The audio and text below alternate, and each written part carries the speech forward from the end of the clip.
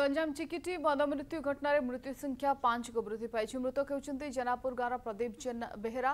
एसहित प्रदीप दीर्घ दिन है एमकेसीजी हॉस्पिटल आईसीयू चिकित्सित होते। पूर्व विषाक्त मद पी 4 जनकर मृत्यु होता। जेनापुर गाँव जुर बेहेरा, लोकनाथ बेहेरा, लक्ष्मण बेहेरा और करबलुआ गाँव बाया सेठींकर मृत्यु होता। गत 19 तारिख में विषाक्त मद पी 15 जन ब्रह्मपुर एमकेसीजी हॉस्पिटल भर्ती होते।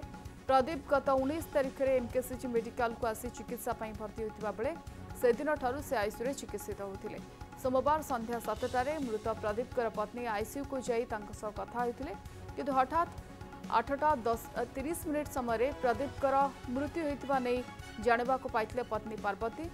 प्रदीप मृत्यु होता बेले ब्रह्मपुर तहसिलदार के नुआगाँ थाना अधिकारी उपस्थित में शव व्यवच्छेद कर मृतदेह परिवार लोकों को हस्तांतर कर।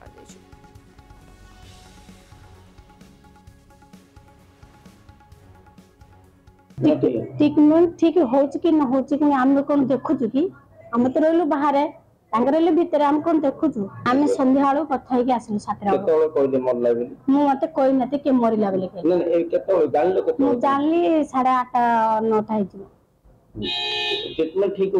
9 ना मु भावुनी ट्रीटमेंट ठीक है मत डॉक्टर कहला गोटे प्रकार आंके गोटे प्रकार कह मु तौक देखिकी आसी कथा लुकड़ा तुले देखिए तौक आसी कौन टी नेबी मो माड़ा खाइब मुझा खाई बोल कि रुटी 4 पट धरिक आसली कहले मत सब मरीगला मरला मो कथा मत किए मरला ना मु विश्वास कलि मत सार आसो मत कह आम पुलिस बाबू सब आसवे मत कह जाए सत कह